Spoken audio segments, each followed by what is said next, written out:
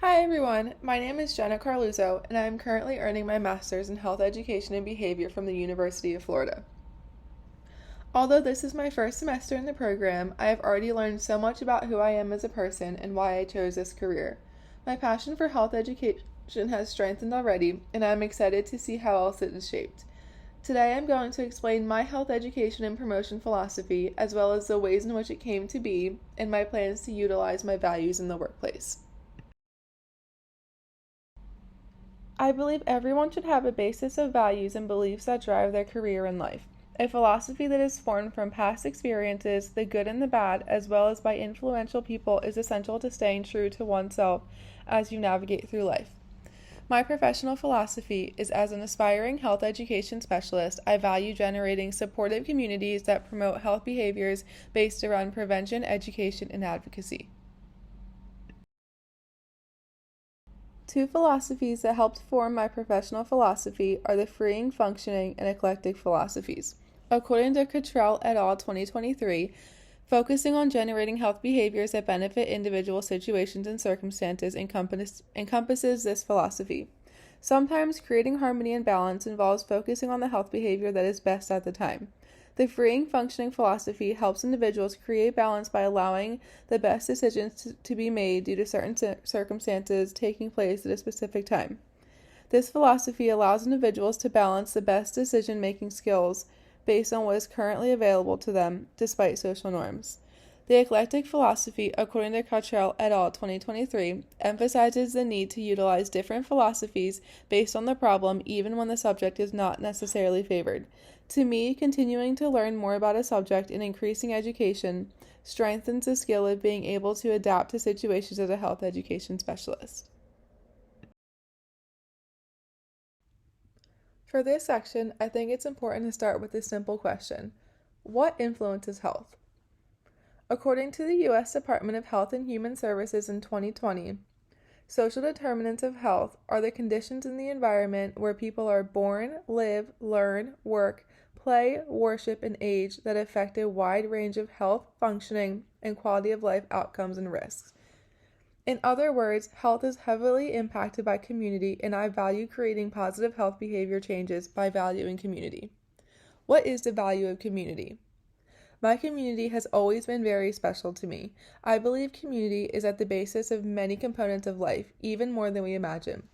Community is essential to health, and health education specialists must understand the needs of the members to make monumental changes. Throughout my undergraduate education, I became heavily involved with my community in Southwest Florida through Best Buddies, pictured on the right, and through the Occupational Therapy Association at Florida Gulf Coast University, pictured on the left. I learned the value of connecting communities to improve mental and physical health. I'm excited to bring that energy to my core work as a professional. To further this discussion, according to the Tulane University in 2020, the value of community is that it increases access to healthcare, prevents isolation, increases communication, prevents chronic health conditions, and creates a quicker response to medical emergencies, which are all vital aspects of being a health education professional. One of the first core concepts of my philosophy is that prevention is key. It means access to preventative screenings, checkups, and immunizations should be plentiful in communities. In health education and prevention in the past, the U.S. Preventative Services Task Force of 2019 stated that they found convincing evidence that counseling interventions, such as cognitive behavioral therapy and interpersonal therapy, are effective in preventing perinatal depression.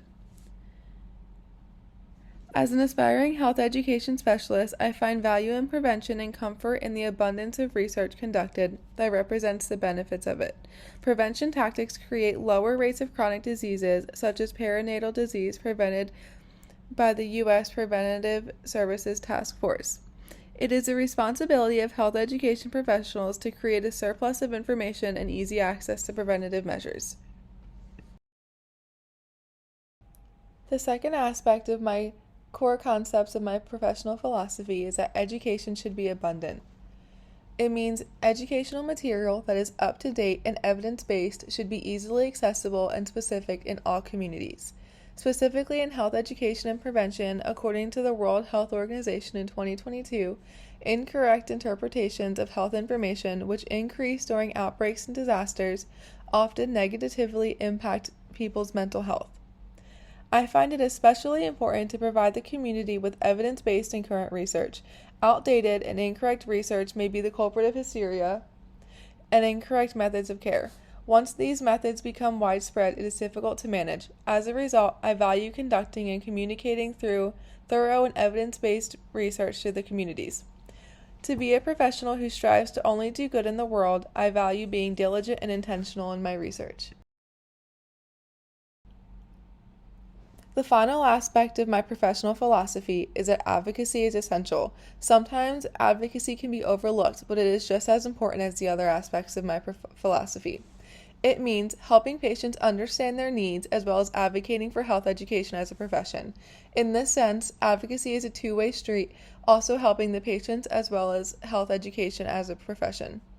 In health education and prevention, according to the Agency for Health Research and Quality in 2020, only 12% of the U.S. adults have the health literacy skills needed to manage the demands of our complex healthcare system. As a health education specialist in the making, it is imperative to have strong communication skills and understand the individual needs of people. I value connections with those who need to be served and strive to continue to advocate for them as well as the profession. Advocacy is vital to seeing positive impacts in health behaviors. Not everyone has the opportunity to advocate for themselves. Everyone should have a voice, and as someone with a passion for health promotion, I plan to use mine for myself and those who need it. The development of my professional philosophy is years in the making. Dr. Leanna Wen, my study abroad, and my personal philosophy all helped shape my professional philosophy. Dr. Leanna Wen showed a commitment to community, a call to action, and staying true to her personal philosophy. I learned invaluable information from Dr. Leanna Wen in Lifelines 2021. She demonstrated a strong commitment to her community through various roles she played. When an outbreak occurred, Dr. Leanna Wen immediately took action. She continued to build her resources and used new techniques to create solutions widespread. All while creating more change than seemingly feasible in a lifetime, Dr. Wen stayed true to herself. She stepped down when she felt her values were not aligning with the project in a way that would best suit the priority population. Dr. Wen helped refine my professional philosophy to place a stronger emphasis on advocacy. My study abroad, where I was immersed in healthcare systems, varying social determinants of health, and different lifestyles, helped shape my professional philosophy. During my last semester at Florida Gulf Coast University, I had the opportunity to study abroad in Germany, Switzerland, and France. During this endeavor, I was able to evaluate the different healthcare systems. Each system was unique and set up to help their communities. One of the biggest takeaways was the easy access to healthcare that was apparent in Switzerland. Each country presented widely varying lifestyles. It helped open my eyes to the ways in which healthcare must be personalized even more. What works for one area is not guaranteed to work for another part of the world or even city. This helped strengthen my value of conducting research that is up to date and specific to different areas. My personal philosophy is that the only aspect of life that should be in excess is balance. I believe balance is the most essential aspect of healthy living. As the freeing, functioning philosophy emphasizes, healthcare and balance are intertwined.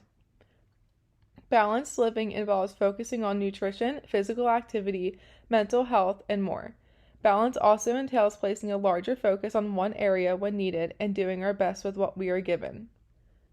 How does your personal philosophy connect to your professional philosophy?